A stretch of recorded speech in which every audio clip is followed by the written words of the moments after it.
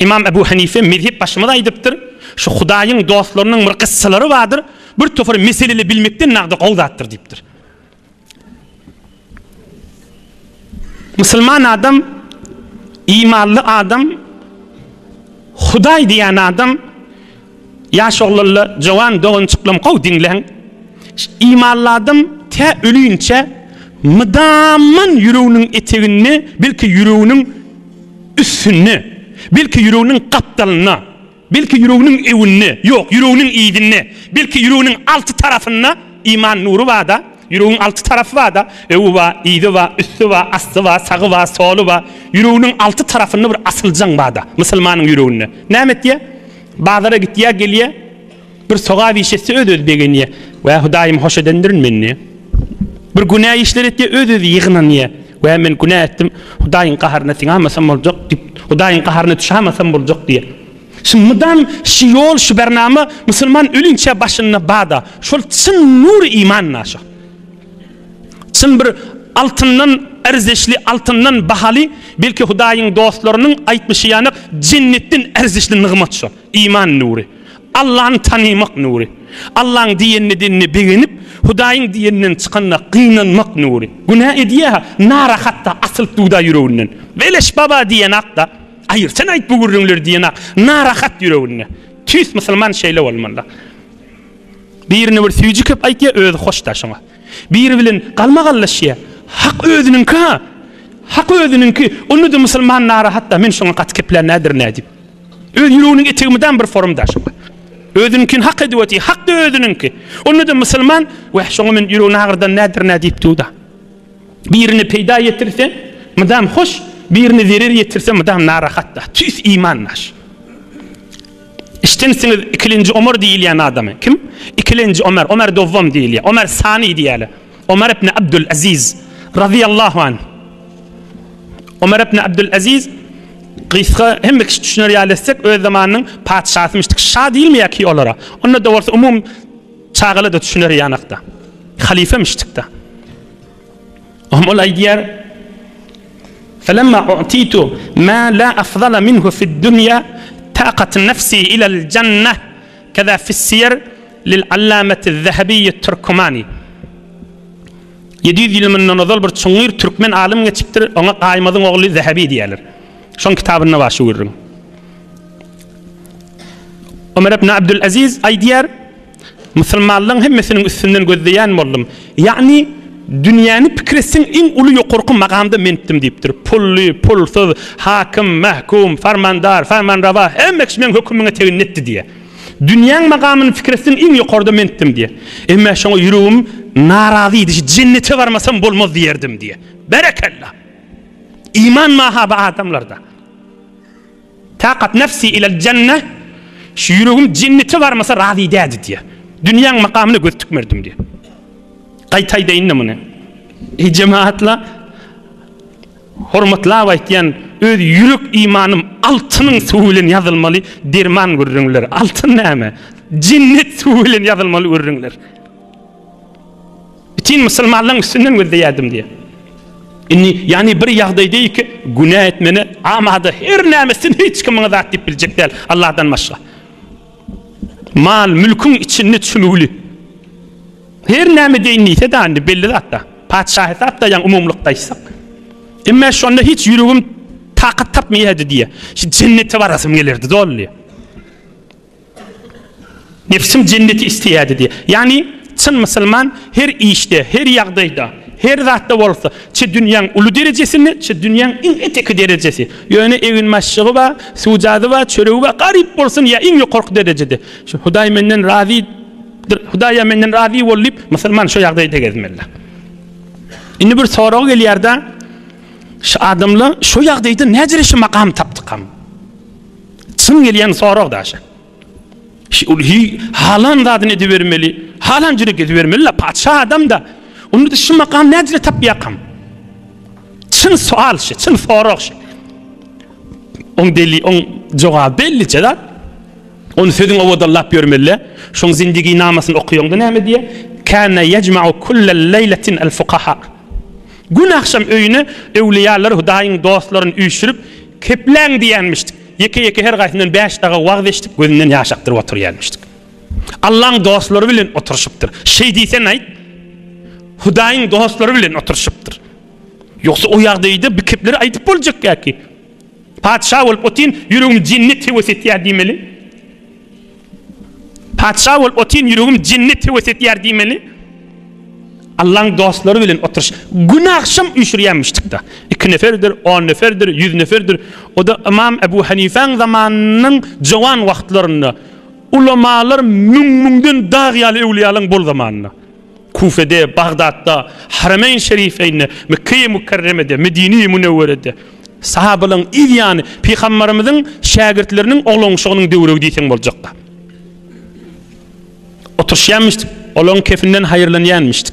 Olar bilen otyqa sogap kazanýanmyşdyk. Olan ýanyna otyqa gıybet töhmet ýokmyşdyk. Olan ýanyna otyqa aza ýokmyşdyk. Olan ýanyna otyqa günah ýazylmaýar. Belli zatlarda. Olan ýanyna otyqa şolar bolup gitdi. Meger yedi welin içi it dälmişdik mi yedi weli bolupdyr. Yedi weli diýerler birisi ittir diýip güjükmişdik, etmişdik. Güjüň olaqanny itmişdik, säkmişdik. Emma yedi weli bilen ýoldaş bolupdyr, hawlap barýanmyşdyk. Yedi welin ýoldaşy bolupdyr, Hudaý ony yedi welini ýeretipdir da. Cennete de girecek şo itdipdir. Bir gowla bilen oturşýanmyşdyk we inşallah kıyamatda da şo Hudaýyň dostlary bilen. Ey cemaatlar. Ey cemaatlar. Şu meselen ýazypdykam bir mesele Allah Taala ýadyma salla şu gurun ýazypdykam. İmam Ebu Hanife'nin bir hukmy var da. İmam Ebu Hanife mezhep başymyzyň. Näme hukmy var? Wal maytat taqa'u fil memleha fatasiru milhan yu'kal. Mawlanyň okuyan kitabyny we hemme Türkmen hemme fiqh Hanefide we kahimarin sara milhan. Bir duz lokyer.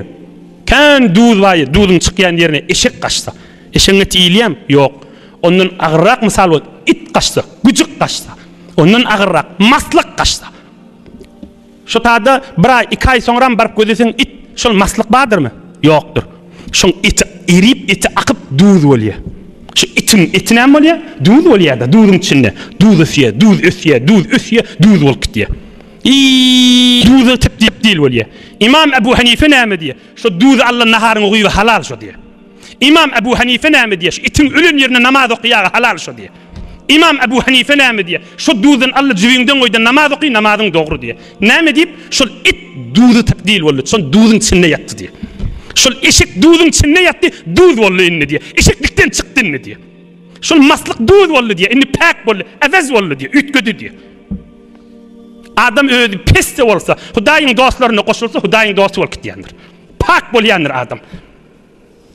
Qaytaýdyn ýalňyş düşünilmer ýanyk it doňuzyň soňram haramdat it maslyk eşek haramdat duza gaçýar neçe wagt geçýär duz bolýar şo duzdan şu etiniň eren ýerinden eriyen ýerinden duz bolan ýerinden namaz okýar naharyňa at çaýyňa at her näme et jübiňe goý şo taçykda secdetde namaz okýar İmam Ebu Hanife aýtýar namazyň dogry diýär pak çonýar şoň tabigaty ütgödi diýär.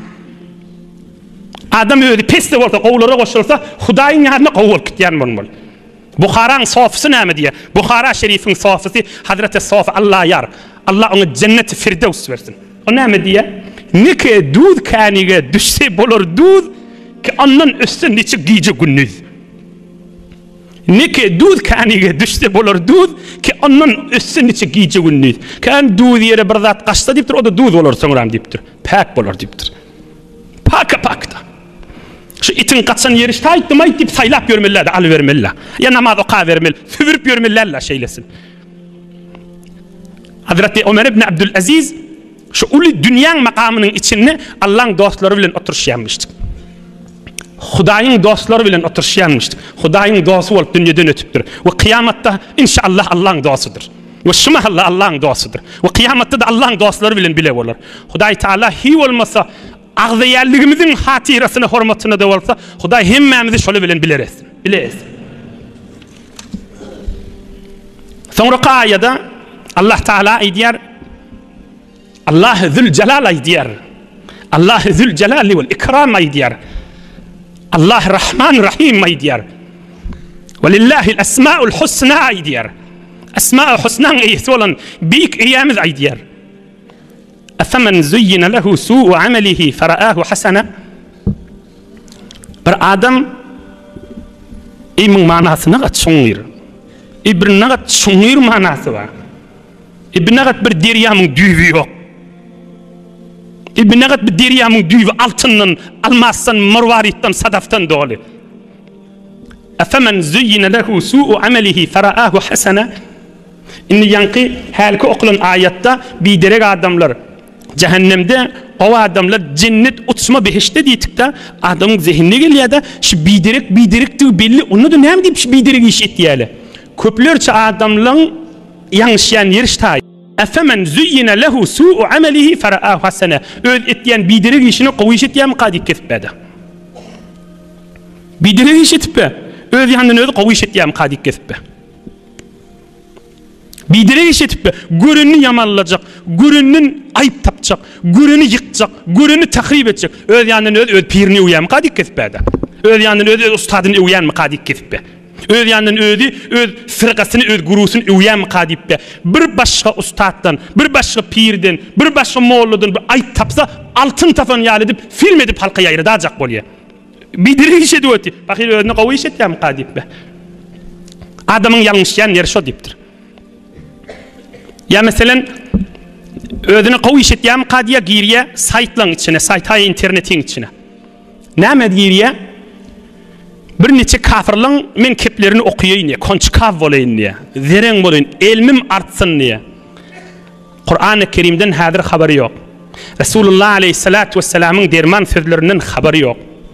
Ödünü kovu iş ettiğim kadiye giriyer ve bir neçe kitapları çıkarıp okuyuyor ya bir neçe seferler okuyuyor. On zehri, on içindeki sem, on içindeki zehir, min fikrini, min kalbini kuyuluyor. On ölünce Huday vardı şeket kesip verdi. Yalan olsa yalan nivaysın men inni kef elam edin iştadan. İştiva ediyor. Yanlış yerde. Ödünü kovu iş ettiğim kadiye, ben konçkav olacak diye, bir neçe dağıtlar bilecek diye. Kaya kaçandan haberi yok. Nemen kayası? Kafirlik, karanlık kayası. Yok, cehennemin kayasına kaçtı. İnni ölünce Huday vardı, peygamber vardı, mıdam şekde şeket kesip, mıdam fikri karanlıkta, mıdam narahatta. O adamları görse de biderekleri görse de. Ödünü kovu iş ettiğim kadip iştiva ediyor. Yanlış yer. Ya ne kadar vakitlarda filmlerin önüne geçiyor. Ne ettiğim ben diye. Ödünü kovu iş ettiğim kadiye. Haberi yok üyü oğlu kıyıdının ferhengini şuna kaşın Avrupa yerliğinden. Ne kadar gelirler erinin beraberine ya erkekler anasının beraberine bağışlan kılıkları yok buluyor. Filmleri ödeyip şuna göre harekatlarını ödeyip çıkaracak buluyor da. Ne kadar zindigiyle dargı yaşanın üstüne. Kovu iş ettiğim kadiye ama günah iş ediyordu. Bana bir misal ayıtıp verin. Ah bu ürünleri yine ayıdığın altın menen yazmalılar, cennet suğuyla yazmalı. Misal ayıtıp tamam edin. Hazreti Ömer'in zamanında bir parça bir giyilyen diye tıkılmeli Yemen taraftan geliyenmiş. Belki Resulullah aleyhissalatu vesselam'ın da zamanında geliyenmiş. Oğlum Hazreti Ömer'e aydıptırlar. Şunu şu tadı beceriyerler, kafirler beceriyer deyiptirler şu parçanı. Şun dokuyerler, nesaciyet yerler, öğriyerler, kafir ha deyiptirler. O şu kafirlerde şu parçanı öğrülerini, dokarlarını, nesaciyetlerini, necislat koşuyerler deyip Hazreti Ömer'e eşittiriptirler. Hazreti Ömer radıyallahu anh sahabaların arasında aydıptır. Şu parçanı Müslümanlar istifade etmesin deyip hükmü desim geliyer deyiptir. Men eşittim, bana haber verildi. Şu parça, şu bir, şu öğrüleyeni necis koşuyerler deyip eşittim, haber verildi deyiptir. Aham sahabaların içinde bir kari varmış, Ubey ibn Ka'b deyip onu etip bilmersin sen Ömer, onun bolmaz deyiptir. Ne deyip bolmaz deyiptir? Meğer Peygamberimiz aleyhissalatu vesselam bakada şu parça şu bir gelmeyedi mi deyiptir. Peygamberimiz baka şunu giymerdik mi deyiptir. Kur'an-ı Kerim şun zamanında nazil olyardı deyiptir. Eğer necis olsa Allah haber verirdi Peygamber'e deyiptir. Sen öz zamanın elinde o parçanın önüne geçecek diye ayıtma deyiptir. Hazreti Ömer aydıptır. Sadak da sen kefin doğru deyiptir. Men bir hüküm etmerim deyiptir. Pak diye aydın adamlara deyiptir. Onu berdi adamdan kefidir ol deyiptir. Hakikati yoktur deyiptir. Peygamberin zamanını giyiliyerliğini, Peygamberimizin zamanını istifade ediliyerliğini, Peygamberimizin de haber badi ve Peygamberimiz zat demerdi deyip eşitti da tamam mı? Bunu izarlap da yürümendir. Bunu bir görüylüğün de demendir. Vakti ki hükmü şeriat eyesinden eşdi tamam boldy da. Mun tamam kesipdir. Gurrun goýagaňyny diýipdir. Ha ýoksa da şayet çyn bolsun bir goraýlyň diýamalla, ýok peýgamberimiň zamanynda da bady we şonu peýgamberimiz da zat diýmerdi diýip tamam boldy da indi diýipdir. Tamam boldy hukm. Goýuň şu gurrun diýipdir. Ýoksa bärden gözleýäňdi, şonu bir iýdarlap görämalla, ýok öz ýanyňdan özüň bir etjek işine sogapmy qadyp günä etip ýürmüllerler. Şuna itçek bolýan ha. Ýoksa daşyndan görüňdi, muhim görüňde, "Wa ne sosyal ýamurda iýdarlaýlyň onu." Ýok peýgamberimiň zamanynda bamşdyk goýan bu görüň diýipdir. Tamam boldy. Açık necis sosyal ýerligi bilinse joda görüň, ol belli necis bolýar. Açık bilinmenden tam iýdarlap berme goýa diýipdir. Ini etýän işini, yani men bir misal aýdýanym, etýän işini şeriatda köklep görýän, Allah Taala'nın buyruguna we Resulullah aleyhissalamyň sünnetini kökleýän, kökkelli tutýan, kökkelmede ep berýän da. Din ýerleri de özünden zat çıkarmasızlık ve Allah'ın buyruguna göre köklemek, Peygamberimizin aleyhissalatu vesselam'ın sünnetine göre köklemen görürüngde. Öz yanından özün etýän işini kavmi kadime diýýärler. Şeriat ehline gene şeriýaly.